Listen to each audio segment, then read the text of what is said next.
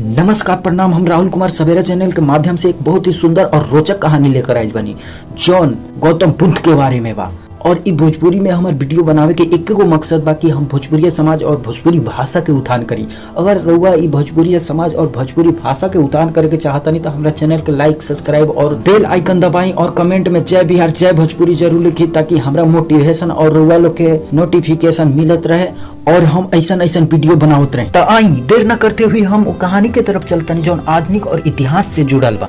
भगवान बुद्ध के धर्म पूर्व के कई राष्ट्र के धर्म हो जौना में जापान, दक्षिण कोरिया, उत्तर कोरिया, चीन, वियतनाम, ताइवान, बौद्ध राष्ट्र के साथे साथे भारत, नेपाल, मलेशिया, इंडोनेशिया भी बड़े, रूस, America, France, Britain, Germany, Bangladesh, Pakistan, Canada, Singapore, Philippines, Brazil, Afghanistan में भी बौद्ध लोग की संख्या सबसे ज्यादा बा।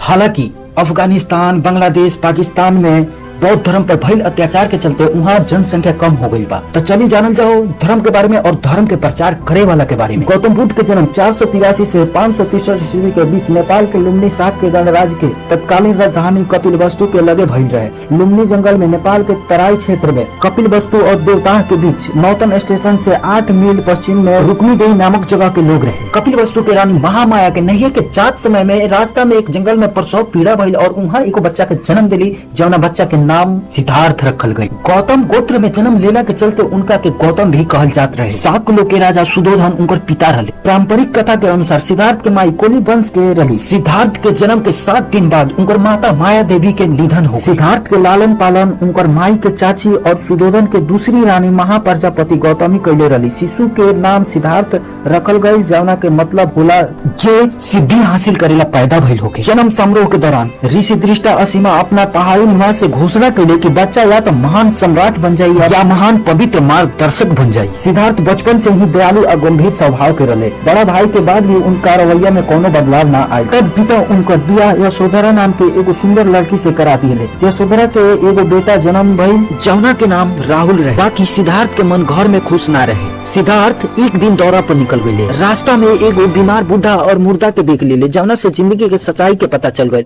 ऊ सोच के बेचैन हो गए कि ई आदमी के स्वभाव है कि ना। फिर एक रात जब महल में सब लोग सुतल रहे तो सिद्धार्थ चुपके से उठ के अपना मेहरारू और अपना लड़का के छोड़ के जंगल में निकल गए। धीरे धीरे महात्मा बुद्ध के मन में बदलाव होके लागल। राजकुमार बुद्ध शहर घूमे के इच्छा जतौले और उनका शहर घूमे के अनुमति भी मिल गई। राजा शहर के पहरेदार के एगो संदेश दिए कि राजकुमार के सोजा ऐसा कोनो दृश्य न आवे के चाहिए जौन की उनका मन में विपत्ति पैदा कर सके। सिद्धार्थ नगर में टहले गए। शहर में बूढ़ा के देख के ऊ सारथी से पूछले कि ई का ह। सारथी कहलन कि ई बुढ़ापा है। अब बुढ़ापा में हर एक इंसान के लगभग ऐसा ही हालत हो जाला। सिद्धार्थ एक दिन मरीज के देखले। रोगी के देख के ऊ सारथी से अपना बारे में पूछले। सारथी बतौले कि ई मरीज है। अब बीमारी के चलते हर एक इंसान के ऐसा हालत हो जाला। ये घटना के देख के सिद्धार्थ के रुचि भाव और बढ़े लागल। उनकर मन सांसारिक सुख से भटके लागल। जिंदगी के राज जाने खातिर ऊ दुनिया छोड़े के फैसला कैले। जंगल में तपस्वी और तपस्या शुरू कर देले। तपस्या के चलते उनकर देह कमजोर हो गई लेकिन मन के शांति ना मिलल। फिर कठोर तपस्या छोड़ के बीच के रास्ता चुनले। आखिर में वो बिहार के गाया नामक जगह पर गए। वहाँ एगो पेड़ के नीचे बैठ के कठोर तपस्या में विलीन हो गए। एक दिन उनका ज्ञान मिलल। वो सिद्धार्थ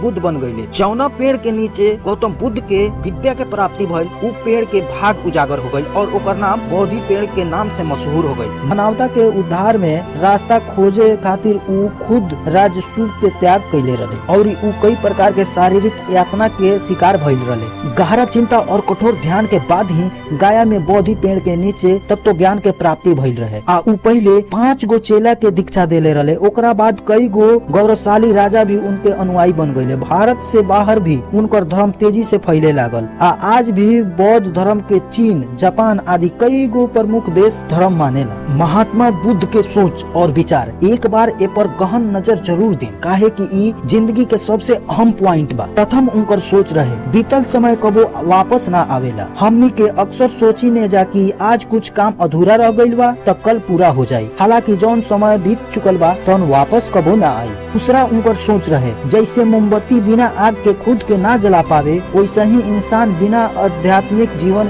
के ना जी पावेला। तीसरा विचार और सोच उनकर ई रहे कि अतीत में ना अझुराई, भविष्य के सपना में ना भटकी, वर्तमान पर ध्यान दी, खुश रहे के तरीका इहे बा। उनकर चौथा सोच और विचार, सत्य के राह पर चले वाला आदमी खाली 2 गो गलती करेला, या तो वो पूरा रास्ता ना ढक पावे सकेला या बिल्कुल शुरू ना कर सकेला। उनकर 5वां सोच और विचार, हर इंसान के अपन दुनिया खोजे के अधिकार बा। उनकर 6ठा सोच और विचार, हर दिन के महत्व समझी, हर दिन आदमी एक नया जन्म लेवेला, हर दिन एगो नया मकसद पूरा करेला, ऐसे हर दिन के महत्व समझी। उनकर 7वां सोच और विचार, खुशी हमनी के दिमाग में होला। खुशी पैसा से ना खरीदल जा सकेला, बल्कि खुशी ए बात के होखेला कि हमनी कैसन महसूस करीला, कैसे व्यवहार करीला और कैसे दूसरा के व्यवहार के प्रति कैसे भावना देवेनी, यही से असली खुशी हमनी के दिमाग में होला। उनकर 8वां सोच और विचार, आसमान में पूरब आ पश्चिम ना होखेला, भेद होला लोग के अपना मन में,